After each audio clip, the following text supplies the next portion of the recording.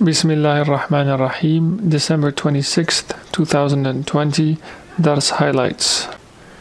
Major themes include a commentary on the names the One, the All-Subjugating, Al-Wahid, Al-Qahhar, and the relationship between the vowels of the Quran and the Ahlul Bayt and the companions. The Shaykh comments, you must learn to directly witness the four archetypal exemplifications of God's light in the physical realm. These four muthul, or archetypal representations of divine light, are the lamp, the niche, the glass, and the resplendent star. These themselves pertain to the spiritual realm, to the Malakūt, and you must witness them in all your affairs in the physical realm. In order to do so, you have to first realize that the forms of the here below that surround you are in and of themselves illusory. They are none other than exemplifications of that archetypal reality of God's light. Your task, therefore, is to negate these cosmic forms around you and bring them back to their archetypal reality, which is the light of God. Consider for a moment this matter from a broader perspective. When the cycle of our world comes to an end, and after the angel of death has taken the lives of every created being, he's commanded by God to take his own life. After which God proclaims, لِمَنِ الْمُلْكُ الْيَوْمِ لِلَّهِ الْوَاحِدِ الْقَهَّارِ, whose is the kingdom today? It is God's, the One, the All-Subjugating. Now the kingdom in this verse, Al-Mulk, is much broader than the physical or the sensory realm because it includes the kingdoms of the jinn and of the angels as well, which will be obliterated down to the angel of death himself. The names Al-Wahid, the One, and the All-Subjugating are mentioned in this order because it's through the divine quality of subjugation, Qahhariya, that the illusory reality of the physical realm, Al-Mulk, and all that manifests therein is obliterated and returned back to the one essential reality of divine light. God describes the day of reckoning as a folding. يَوْمَ نَطْوِي السَّمَاءَ كَطَيِّ السِّجِلِّ لِلْكُتُبِ. The day we shall roll up the sky like the rolling of scrolls for writings or for books. As we began the first creation, so shall we bring it back.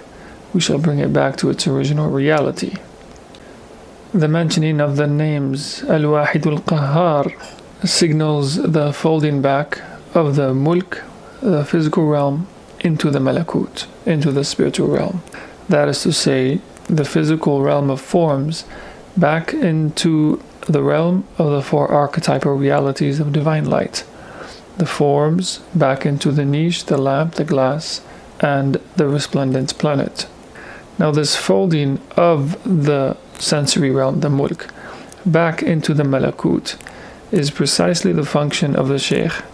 It is what the Shaykh does for the disciple during the spiritual retreat, during the Khalwa. He folds the seven heavens and earths for him in the here below, thereby anticipating the same event that takes place at the end of this cosmic cycle.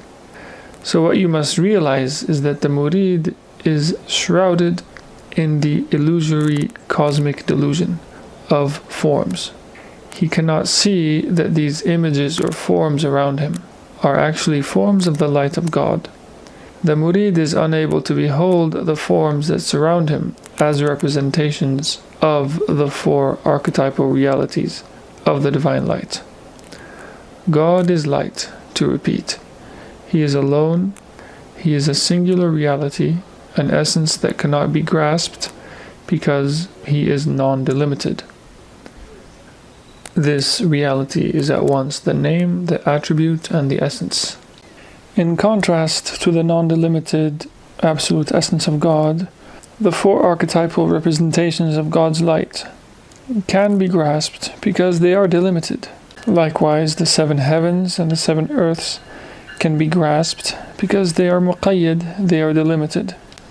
And everything within the realm of the seven heavens and earth are representations of the light of God. They are themselves an attribute of the attribute of light.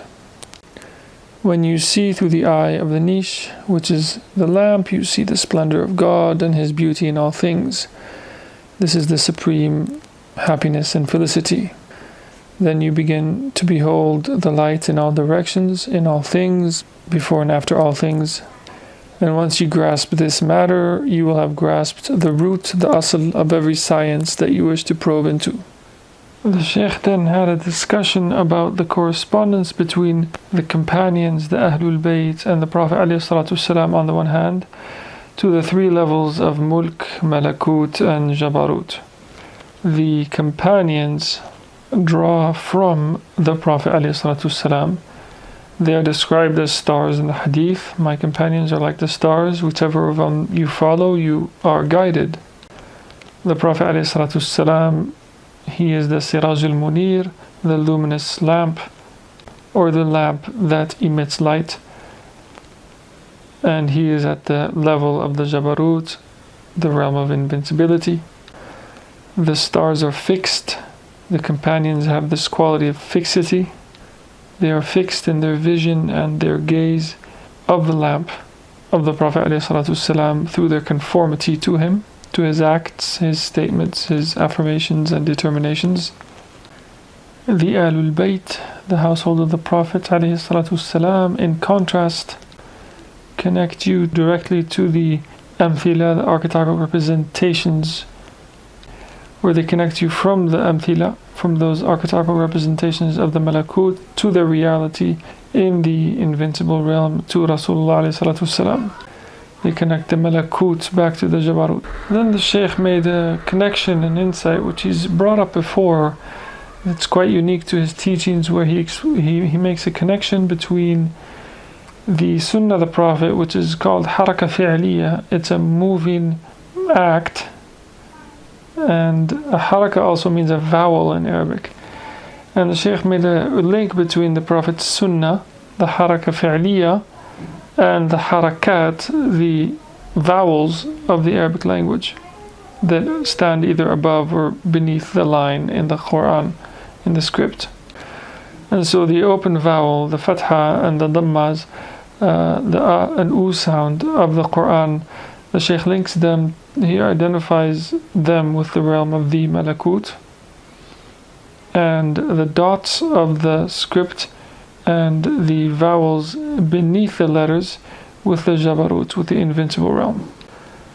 And he sees a correspondence between the companions are thus the stars of the Malakūt, and the Ahlul Bayt, they take the broken vowels, the kasra, and correspond to the vowels under the line in the Quran, because the Ahlul Bayt are inward and non-manifest.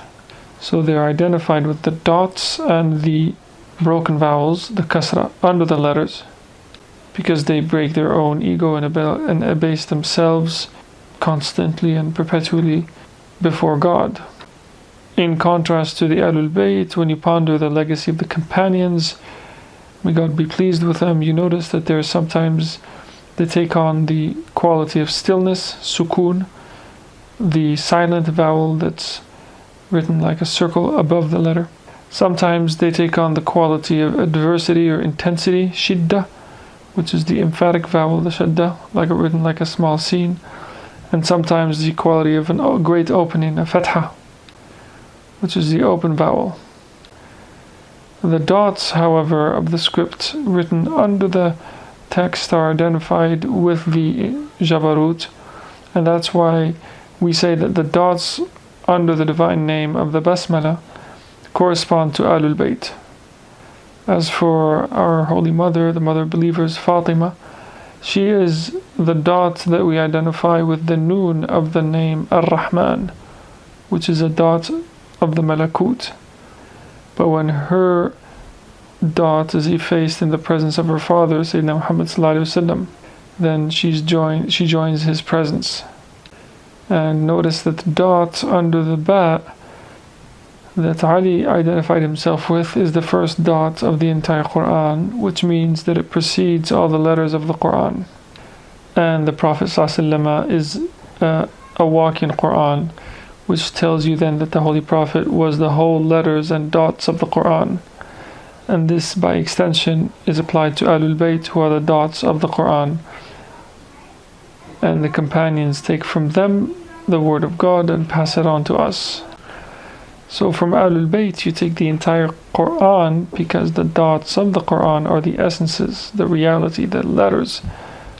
And so we say that the Ahlul Bayt represent the essence of the Holy Book. And the Prophet ﷺ alludes to this when he says, "O Ali, your light is from mine and mine is from yours." The dot then brings the letter and its movement into manifestation. Allahumma salli ala Sayyidina Muhammadin wa ala ali Sayyidina Muhammad kama sallaita ala Sayyidina Ibrahim wa ala ali Sayyidina Ibrahim wa barik ala Sayyidina Muhammadin wa ala ali Sayyidina Muhammad kama barakta ala Sayyidina Ibrahim wa ala ali Sayyidina Ibrahim fil alameen innaka Hamidum Majid.